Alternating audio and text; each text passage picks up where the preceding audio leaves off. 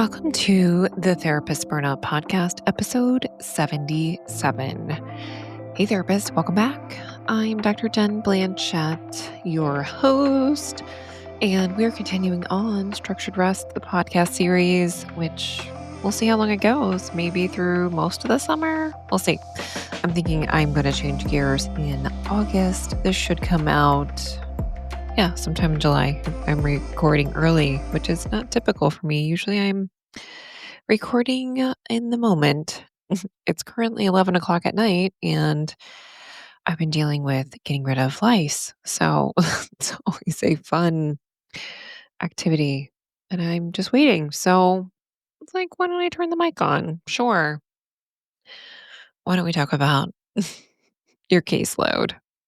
These are the conversations, right? So, clinical pruning, where we're going to focus on reviewing your caseload through the lens of your emotional capacity, your nervous system, and your professional alignment. Like, where do you actually want your practice to go? What work do you want to do?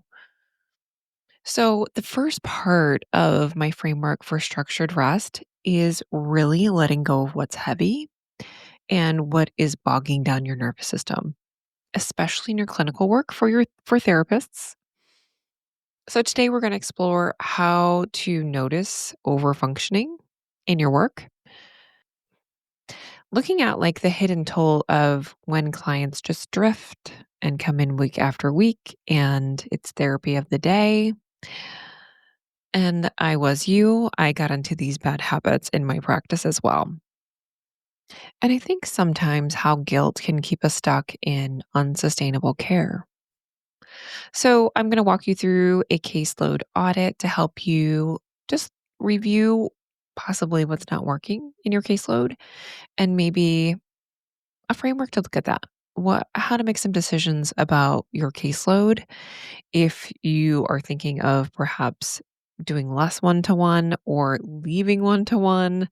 That's kind of the work that I help therapists do. So if you are in burnout, likely you need to reduce the acuity of your caseload, reduce your caseload, give yourself some breathing room. So that's going to help with all of that. Before I jump into this, I recorded this episode and I really wanted to add a layer of why caseloads become what they are. And that I absolutely have zero judgment for your caseload now, because if there was a mistake to be made, I have made it myself. And I think this starts from our training. If we work in mental health, we have often been given a caseload. We've been given clients in training. And I think of those first training years where I was a trainee and you just did what you were asked to do. And you were a good student. And so, yes, you tried to do the best work, you tried to do the best therapy, and you tried to help the client get better no matter what. Even if sometimes it didn't seem like it was working out for that particular client, like we kept trying. And I think that effort that we put in to the work, I think there's something to say about that, right? Like we never want to give up on our clients. Of course. Of course, we never want to give up on our clients. And at the same time, we cannot be responsible totally for their outcomes if they are not willing to meet us there. I think that's a hard thing to reckon with. I think I felt so responsible for so long for my clients' success in therapy, especially early on in my training. I felt like this air of competence and confidence in my abilities.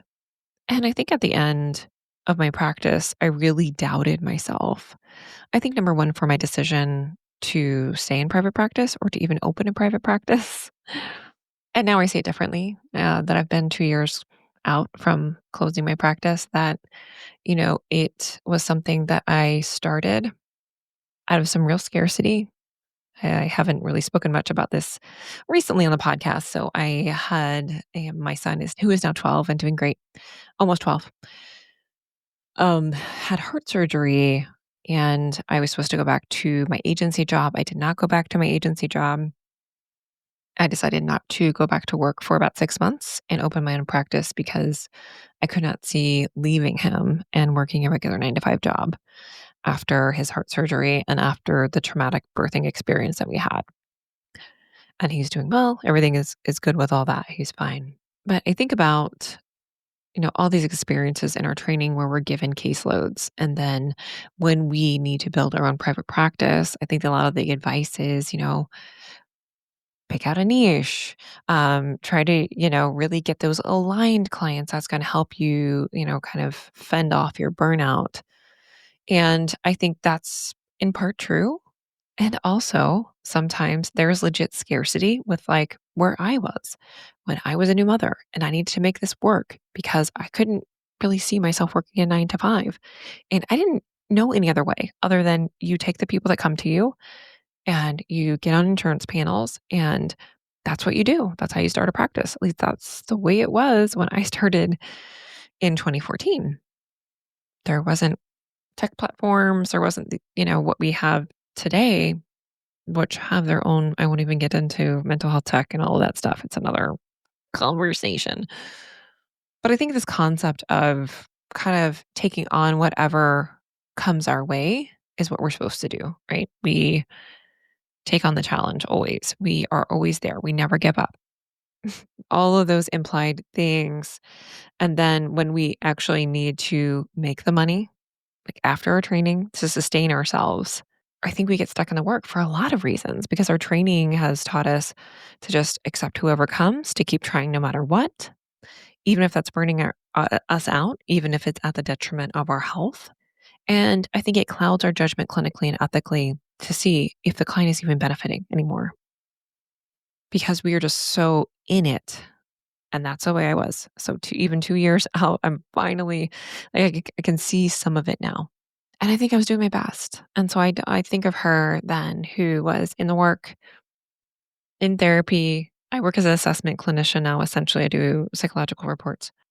And I think about you all the time. I think about who listens to this podcast, like you in the thick of the work and you feeling like, I just, I just have to keep going. Like this is my livelihood. Like what other alternative do I have? And I think that was one of those moments in my life where I never thought I'd have a private practice, like, ever. Even in school, people would say, "Yeah, I'm gonna go into private practice." And I'm like, I don't wanna run anything. I am not good with money." And this was, socialized beliefs there too. I figured it out and know how to do QuickBooks now. Yay. But I thought it just wasn't a skill set that I have, not something that I could learn.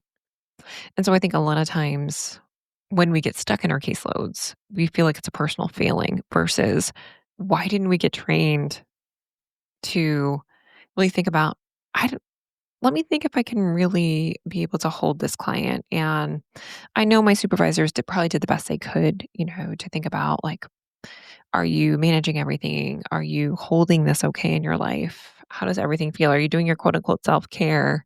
I think they were doing their best. Although one of my supervisors, my clinical supervisor in my 3rd year, is part of that 7 cups debacle. Like, that's Glenn Moriarty. That was my supervisor my 3rd year, which is just baffling to me because he's all over the interwebs right now, on LinkedIn and other platforms, other therapist groups for publishing this ghost network. But anyway, and I won't say all of that, but anyway, maybe I'll delete that, but maybe I'll keep it in there. It's just weird. But I think we really are socialized to accept less and to deal with way more than we can manage. And that starts very early in our training. And so before I get into all of this, into your caseload audit, I want you to hear that I get it. And I was you. And I know sometimes you just feel like there is absolutely no way that you can change your caseload, even if like you're in a group practice or you're working for somebody else. I would say, hey, actually, ethically, if someone's not meeting treatment goals, you are following your ethical code. And so I think for yourself, I know there's systemic problems in our field. I know that there's low pay. I know all of those things that you are bumping up against. And I still want you to do something to help claw your way out. I still want you to hear that you can affect some change in your life. And that's why I do this podcast. That's why I talk to you guys about this stuff because I felt utterly alone. And I know people write into me and tell me they're hopeless. They feel like there's no way out. So, with that, the next segment, I'm starting to talk about this and I add a little kind of a funnier experience. So, just be ready for a little bit of a mood change as you hear the next part of this conversation. I was thinking of like what potentially to share with you from my past clinical work. And of course, we can't disclose any clinical information. I would never do that. But I know that, and I do not have a camera set up in your house, believe me, but I know this is a common experience. Sometimes, as therapists, we have certain sessions that it's like I almost can cue the fatigue would set in with me. And I don't know what it is, perhaps with some clients, and that was not any fault of their own, but I wasn't as present in the room for them. So it was like I was being talked to, talked at, and of course, we're there for the clients. It is their time. But some clients don't look up. They don't notice us in the room. They don't check to see if we're alive over there on the other side of the room.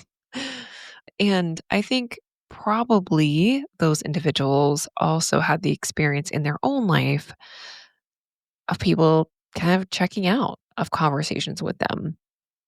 And believe me, I try to do some immediacy work. Hey, I'm noticing that when you say this, I start to lose track of the conversation. I'm not following you here.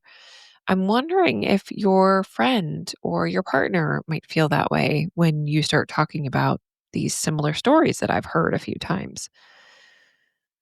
And crickets. And of course, we know there's many reasons why. Yeah, that people show up in that way. And still, to show up and be the person in the room that holds the space is another thing. To say, maybe this isn't a good fit. Maybe we're done here. And I know we don't really say it like that, but internally we're saying that. We're saying, oh my gosh, it is Tuesday and wow, it is another Tuesday with Sally client and I can't do this today. Our body's giving us that information. And there's I think it's probably some guilt. I think we're definitely socialized to try to find a way to make every therapy work. We don't want to let our clients down. I think we're motivated to that. I think we're motivated to do a good job. And sometimes we can provide the best therapy, do the best job that we can, and still maybe it's just not a good fit with us and that client, or it's just psychotherapy itself. It's not a good fit for that client, or perhaps another service is what they need. But I think we certainly personalize that. We personalize, oh, what are they going to think if I bring up termination? What are they going to think if I don't want to see them anymore? And I don't think this is helpful. And I think it is our duty as the professional in the room to do that. And we're humans. And it's hard to do that thing. And you add burnout on top of it, it's very challenging to, I think, break status quo. We only have certain capacity in our weeks, in our days. Just wanted to give you a little background to that. This is less of looking, yes, we're going to look at your caseload, but I want you to do it more of like a bird's eye view. And you probably know, like, when I say these particular categories of clients that are on your caseload, you probably have a couple people that pop in your mind. So, the first one I want to talk about is clients who might be draining your energy. And that, again, is of no fault of their own. Sometimes it's the clinical material. I worked with several clients that particular clinical material, not them, but what they were bringing in just did not work, just was not something that I could hold due to my own stuff. And I needed to refer them out. And it was pretty clear. I mean, in those situations, I did refer out. But I want you to think about those sessions you have every week that really zap your energy. Are you overfunctioning in those sessions? Are you doing more of the work in the therapy? Are you feeling more emotionally responsible that's beyond your clinical role? Like thinking about them outside of session a lot. Are there clients that you dread seeing every week, even when you've had a good day? It's just you are kind of bracing every week to work with that client.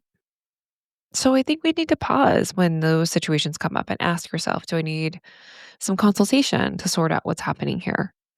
I, waited to do EMDR consultation and I don't really care about your modality, whatever consultation you want to do. It could be just general consultation with a senior therapist. We just get out of doing that when we become fully licensed and it's no longer required.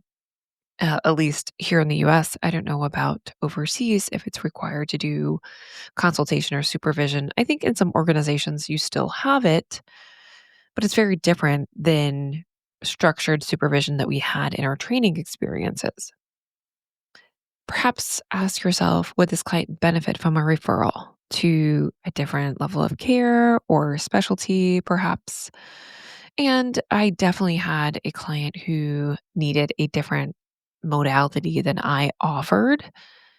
And that particular client saw me for one of my specialties and didn't want to leave, which became tricky for me. I kind of hinted around at it. Hey, I don't really have a specialty in, let's say, eating disorders. That wasn't the issue, but I have really worked with folks with eating disorders. So, hinted at that and say, hey, this really isn't my specialty, but they wanted my other specialty.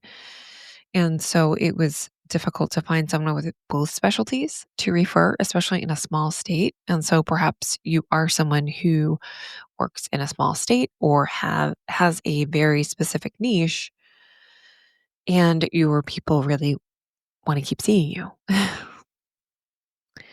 Also, has the work plateaued in a way that makes termination clinically appropriate? I think just to remind ourselves that in most ethical codes, and it's kind of similar language, we're supposed to consider ending services when the client is no longer benefiting from the care anymore.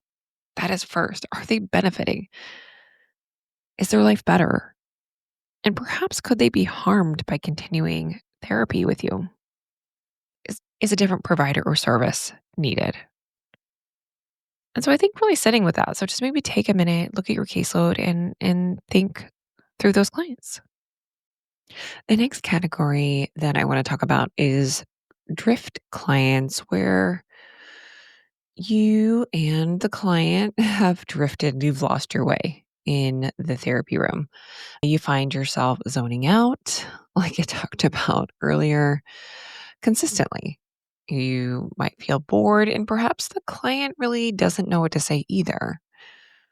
It feels like you're meeting more out of habit than an actual need that the client has.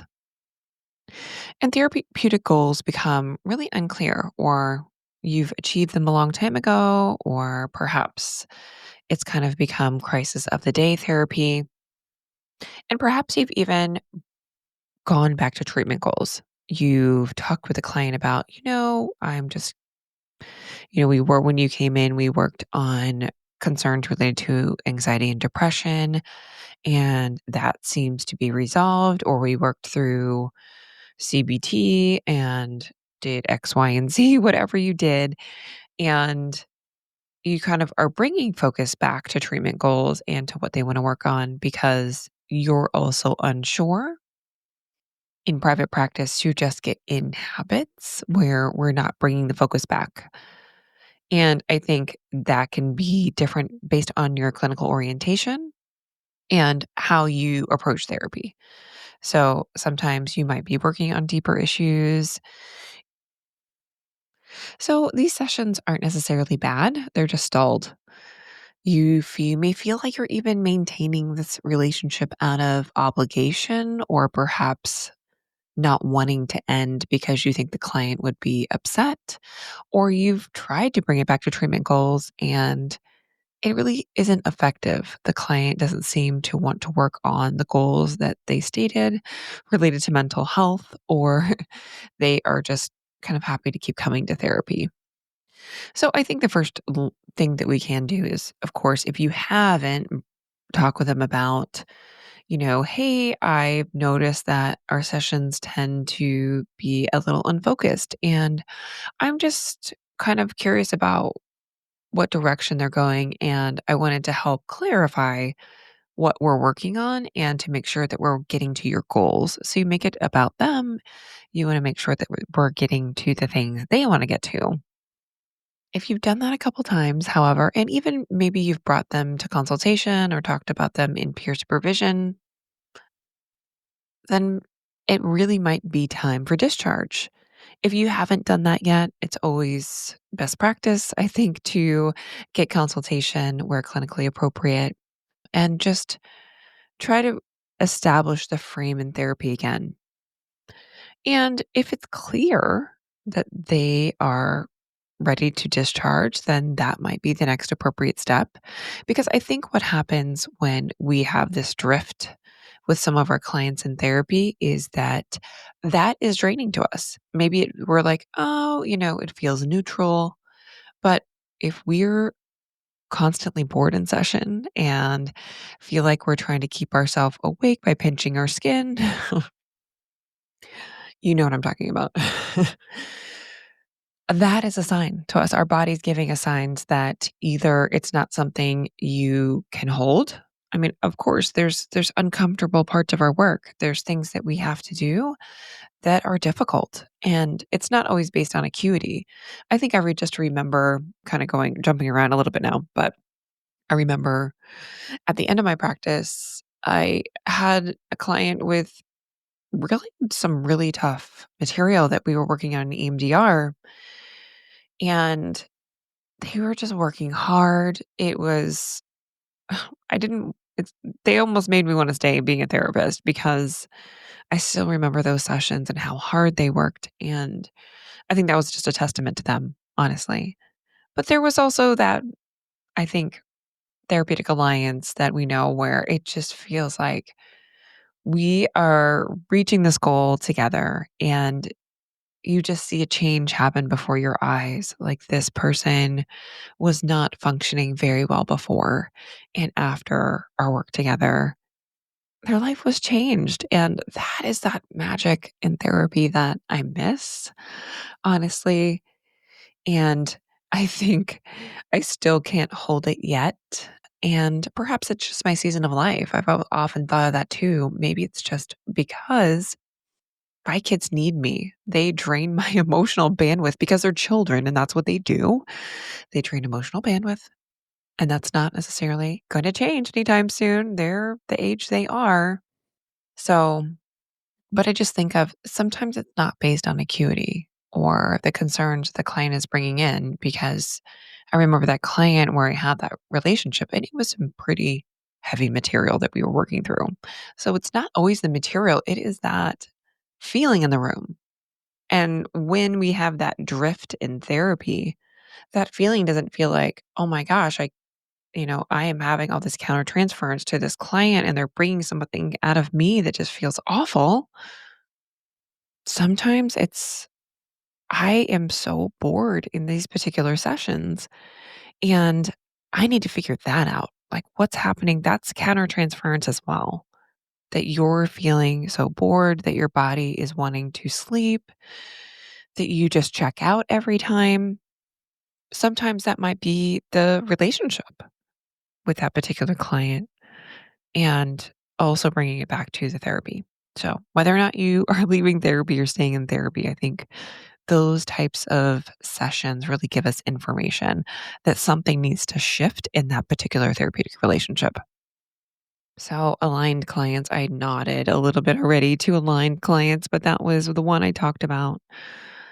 These sessions feel purposeful even when they're hard. And, several of the clients, I'm just thinking like in my mind space of a few of those clients, even when they're hard, they feel purposeful. And sometimes I think going back to the first one where there can be hard sessions and there's a high level of acuity and, concerns that are treatment resistant.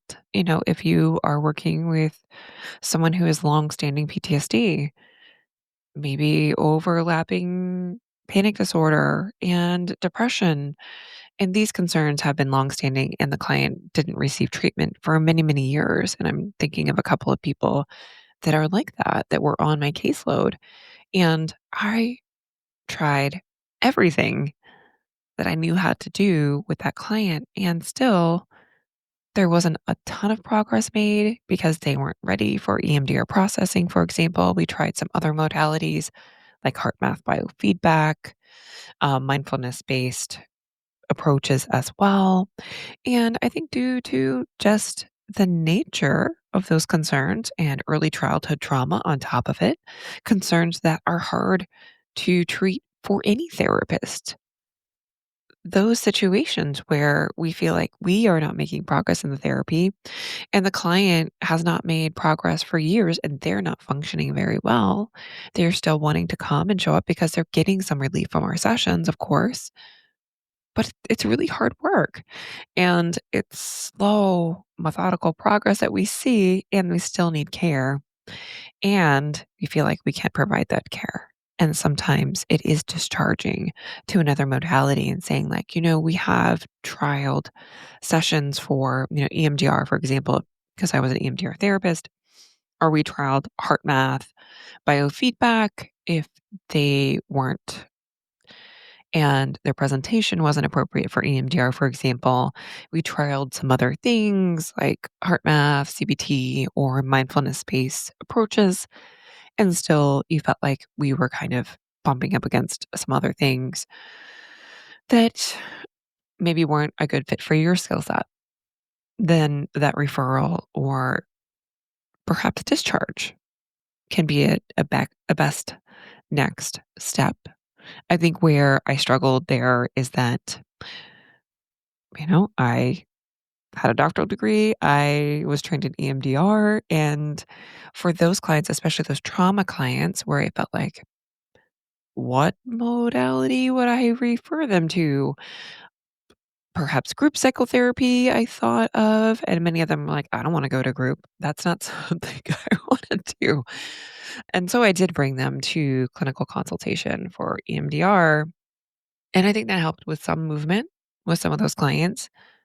But I think with early childhood trauma, a lot of those clients, they did stall out and they still needed care. And I struggled with that referral and perhaps how I might exit out of that therapeutic relationship when I felt like, I did a trial of this therapy and I'm not sure what else to do in this situation.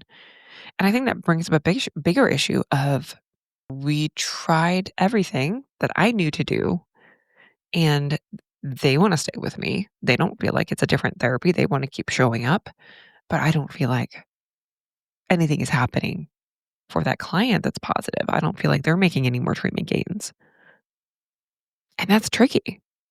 And for those clients, a lot of them stayed with me until either I went off their insurance panel or I closed my practice.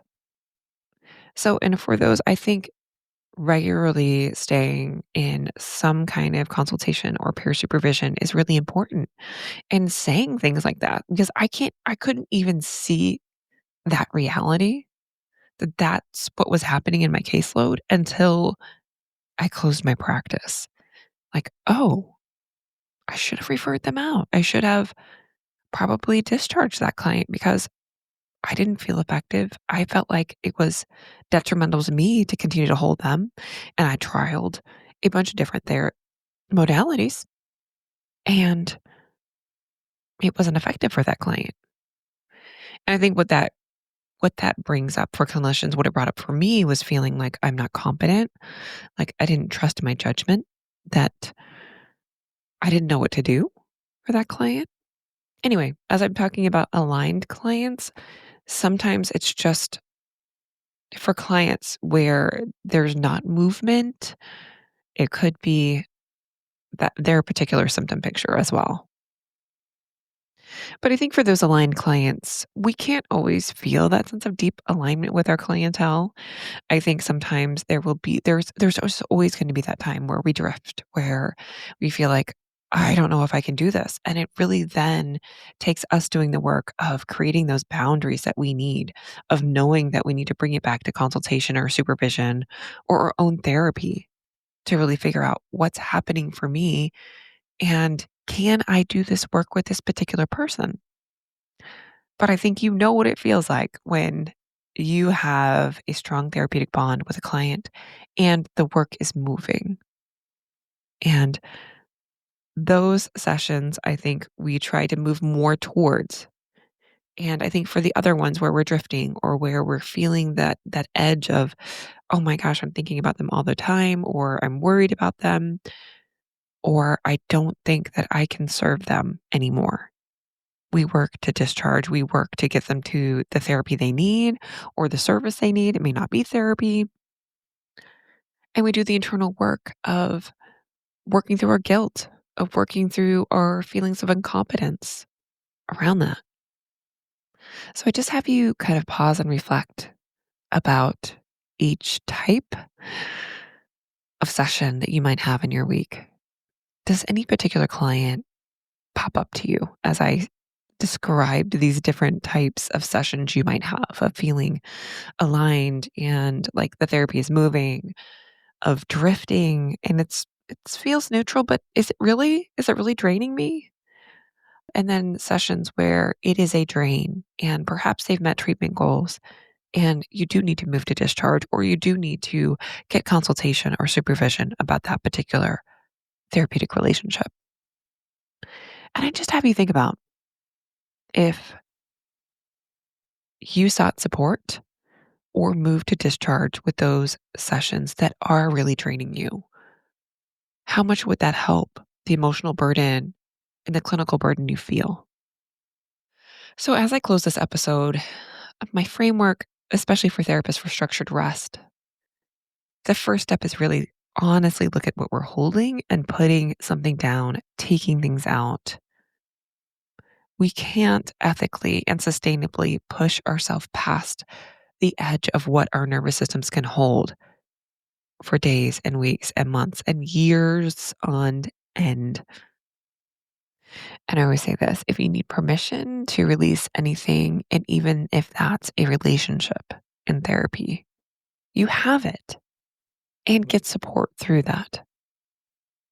So, a lot of this episode today was inspired by the work that I do with therapists who are closing their practices or who are in burnout recovery and need to approach therapy differently.